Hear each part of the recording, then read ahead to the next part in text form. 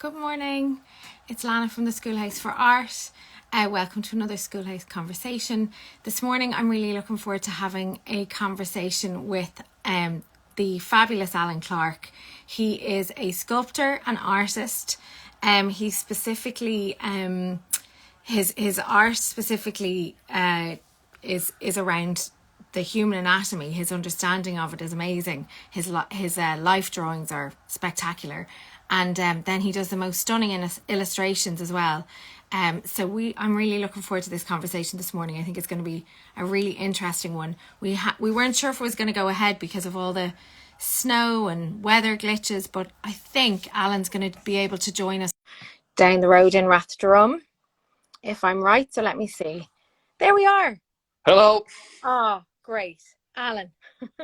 Not for lack of trying. We really did make sure that we got all of our ducks in a row so that this might happen this morning. Technically speaking, yeah, we had some. I'm don't trust the connection here in my studio terribly well, so hopefully we'll won't have any kind of technical problems as we talk, but we'll see anyway.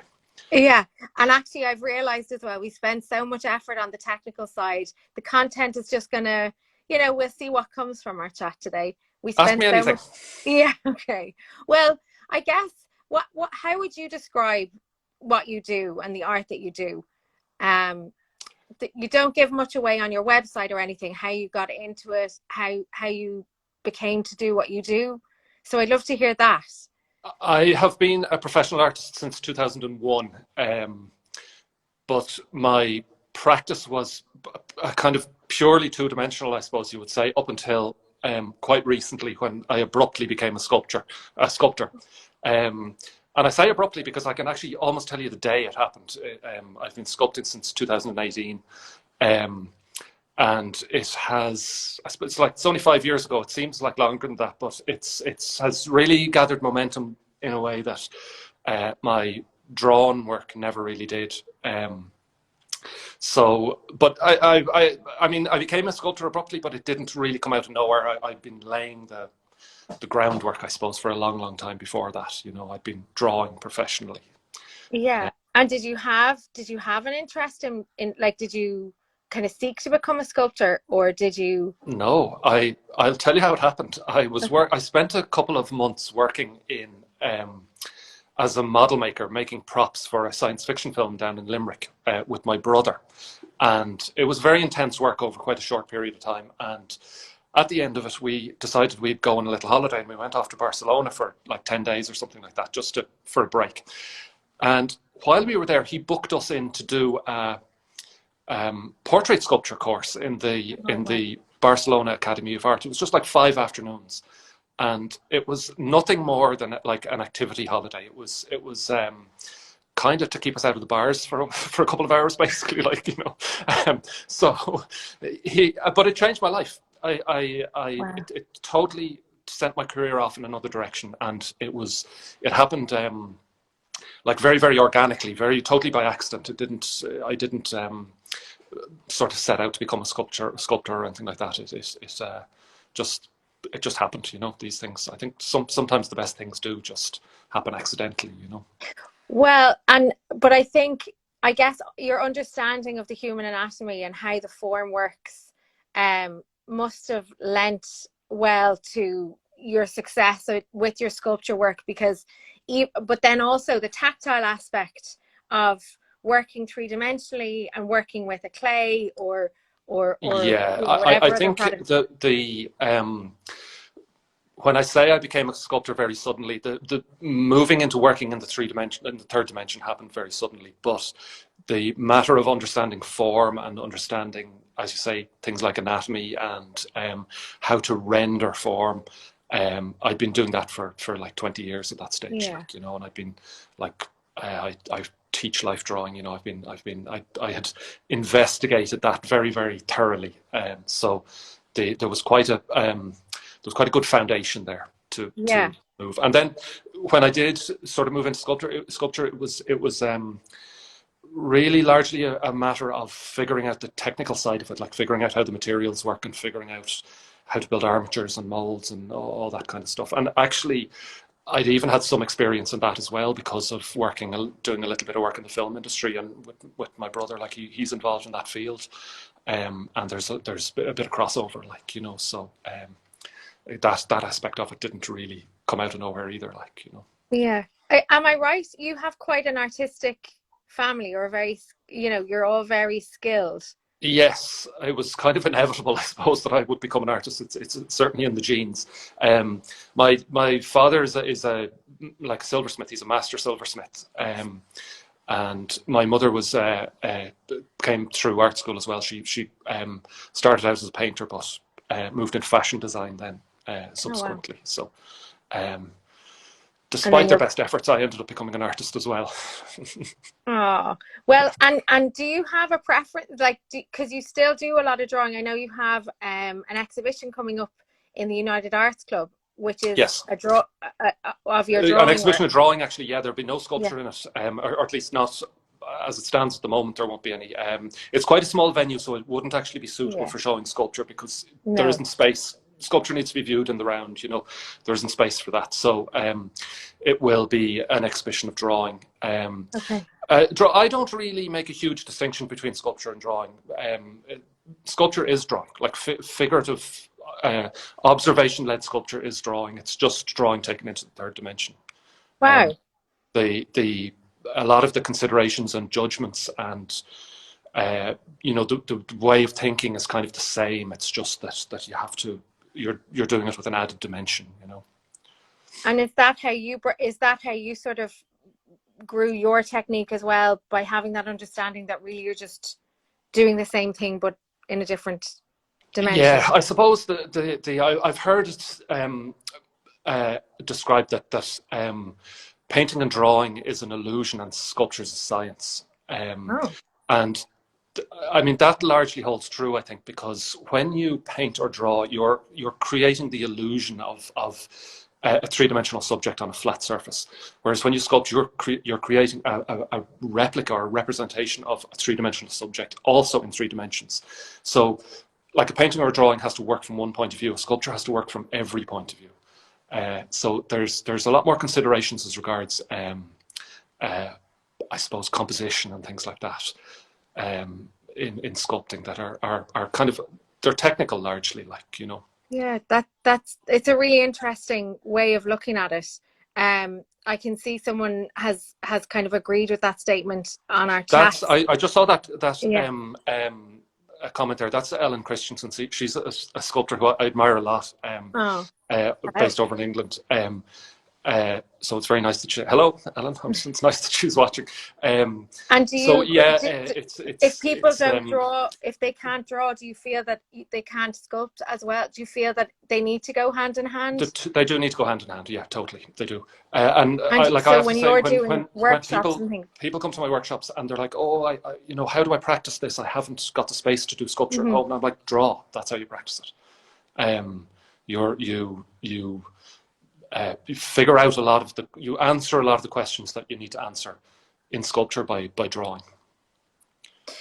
And because I remember, just from a technical, I actually did a clay head sculpture course before myself, and I remember just being told about the different, like, don't believe what your eye is telling you, because different spaces are much more or less than your eye is telling them to be. Yeah, so when you're drawing, then you have to take that same consideration and apply the material or the discipline to create that illusion, like you said. With portrait sculpture particularly, we have ingrained in our brains a preconceived idea of what a head looks like and what a face looks like, because we are literally looking at them all the time, our own and other people's.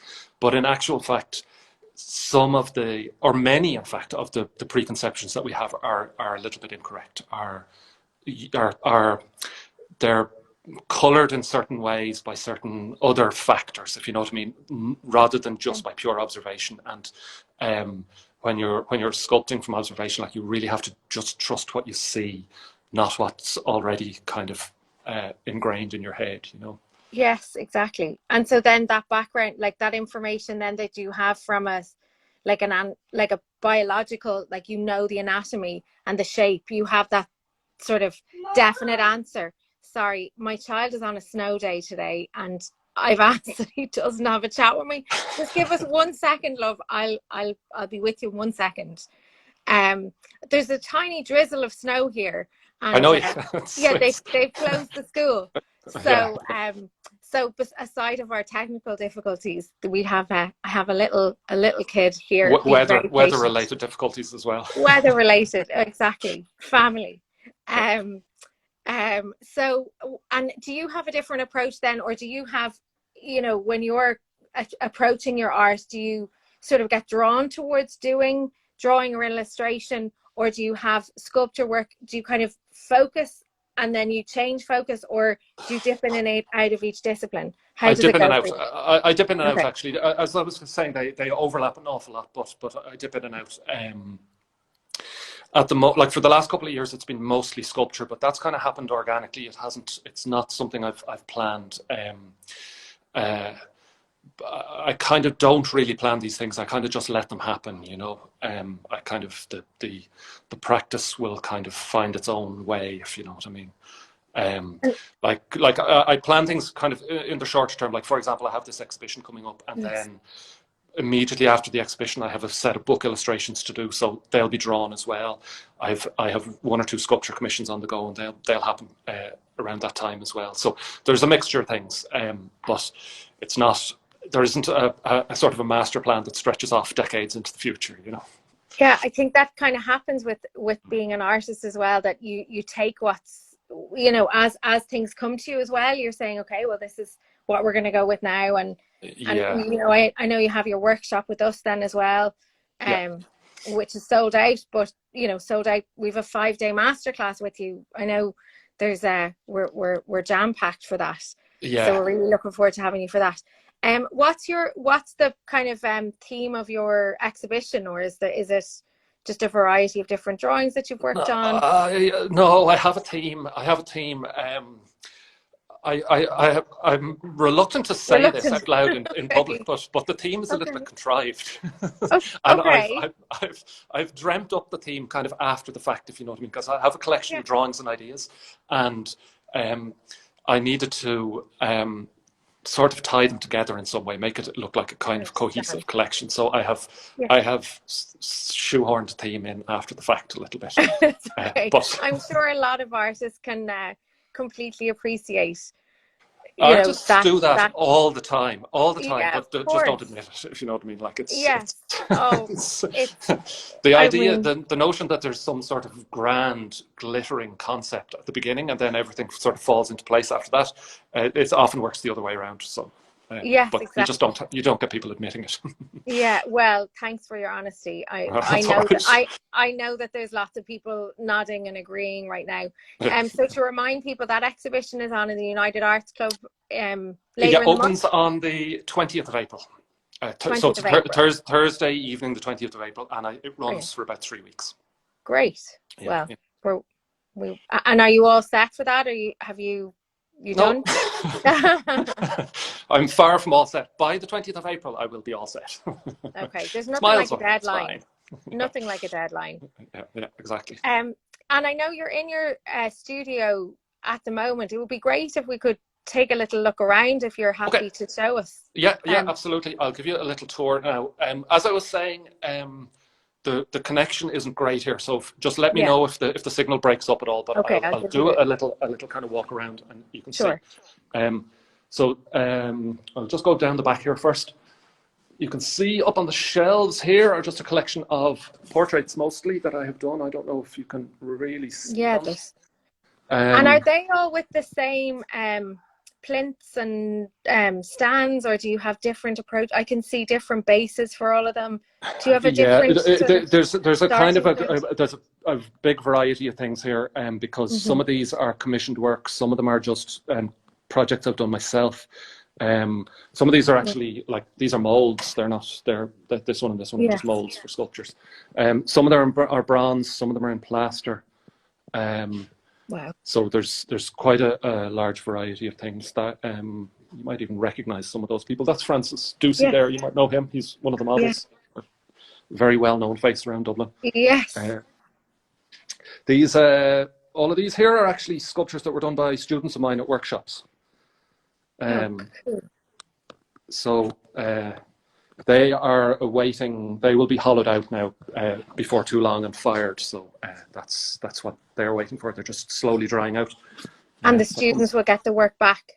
Yeah, exactly. Yeah. So we'll have a day here in the studio where I hollow them out. This is brilliant. This one. This is a portrait actually of my dad that I did during one of the lockdowns. It's so good. And this is I'm making some little adjustments to the glasses, but this is bronze, and that's actually raw bronze. That's what it looks like before it gets its patina.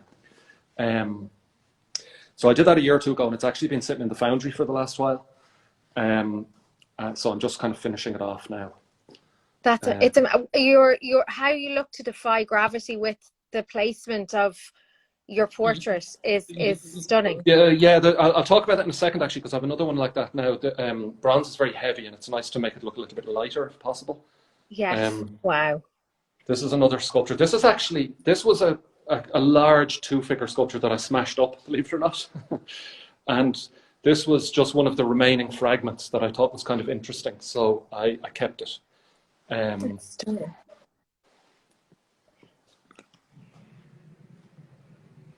So I'm just finishing that off at the moment. It needs a little bit of work to kind of bring it up to kind of finished standard. And that kind of mythological creature sort of that one is more imaginative. With your illustration and exactly, yeah. Here is a portrait of the painter Nina Ruminska. Oh yeah. This is quite recently cast as well. She got through to the final of the Portrait Artist of the Year this year, the Sky Portrait Artist of the Year. And she painted a portrait of me in the final.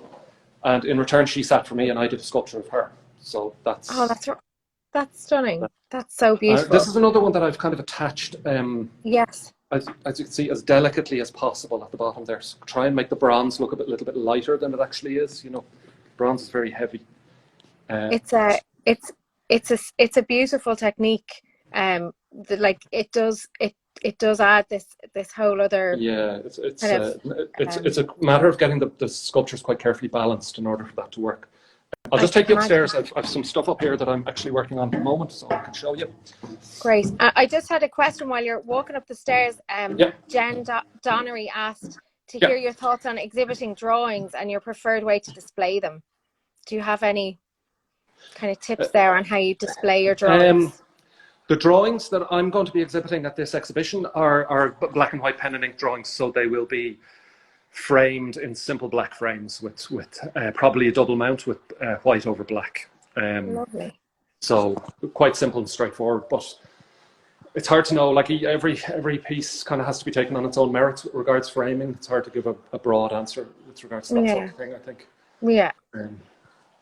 And Nadia's asked that we will have another workshop for sure with you in the future after this one. I'll just show you a couple of things here. So this is a portrait that I'm actually working on at the moment.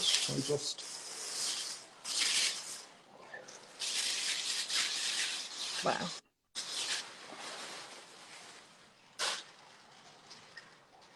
So this is Tony Strickland. Some people might know him. He's quite a well-known face in Dublin, around the Dublin art scene. This is quite large, as you can see. Like, it's over life size. You see my face next to it. It's much bigger than it appears. So this is a work in progress. He wears a hat all the time, so this will have a wide brim on it. So that's why the top of his head is kind of a slightly strange shape. Is it done on purpose that it's larger than life? Yeah. I mean, that's just a decision I made. I wanted to do most of the portraits I do are life size, but I just wanted to make this one a little bit larger. So it's about 1.5 times life size. Typically, how long would you take going back and forth to your sculptors on a portrait sculptor? Between 12 and 24 hours, generally. Oh, okay. And then you have the whole process afterwards to finish them. Yeah, they have to be molded and cast and things like that. Here's another one. This one was actually done as a demonstration piece at a workshop. I subsequently got the model back and did a little bit of work on it myself, privately, just to finish it off. Wow. Young women are the most challenging subjects I find for portraits. Really? Yeah, yeah. There's less. You have to get everything exactly right, if you know what I mean. If there's less kind of latitude for sort of mistakes, basically. Alphalas are the easiest. Well, is it because of like, marks on the face that help make Yeah, exactly. decisions? Lines Okay. and marks and much more. Like often facial hair as well makes things a little bit easier as well.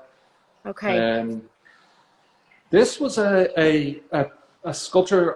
This is Augustus St. Gaudens, the American sculptor, and this was actually a competition entry that I made about a year ago for a competition for a sculpture in the library of the Salmagundi Club in New York.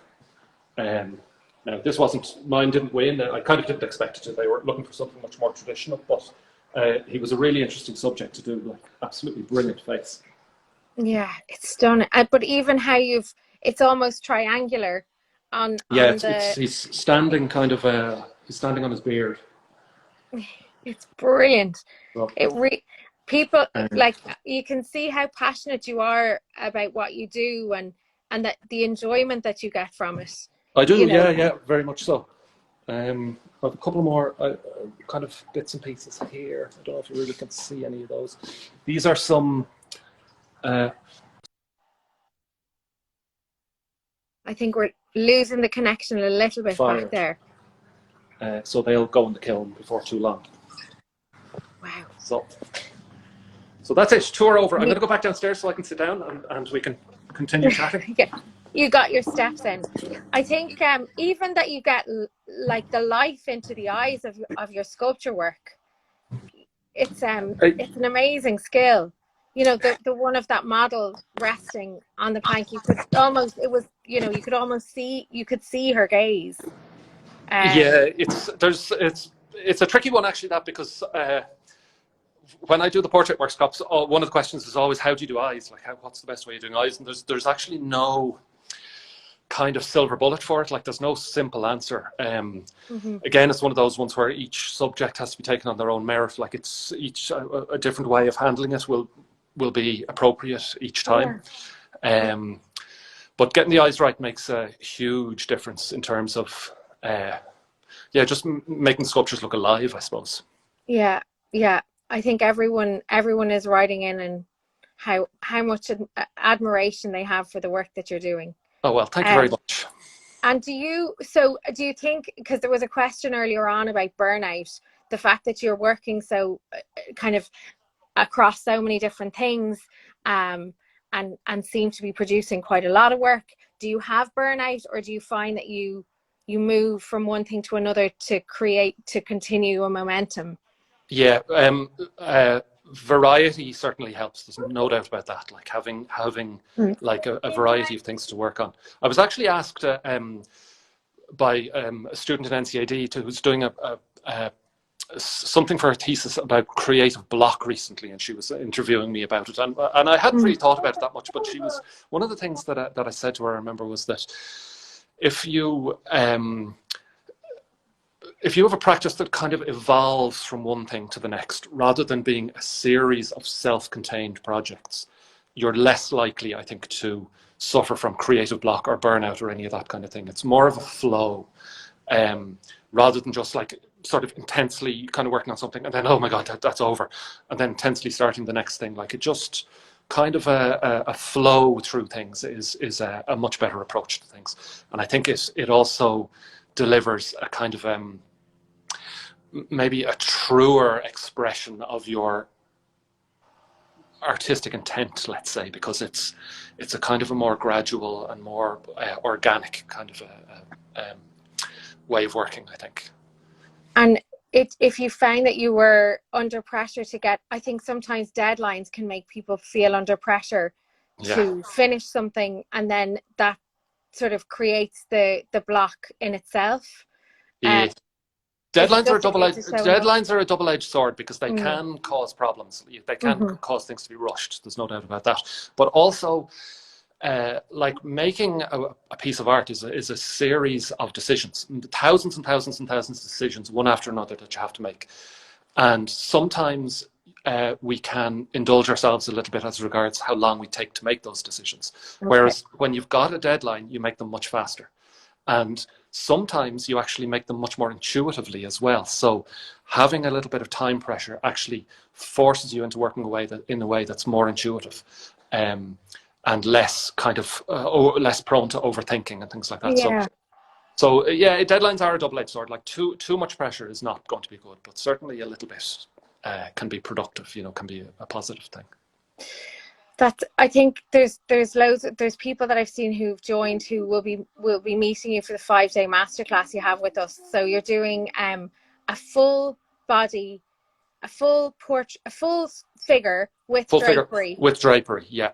And so, 5 days is great because we'll really have time to get our teeth into it. So we'll spend the first day the model and arrange the drapery, and we will build an armature on the first day.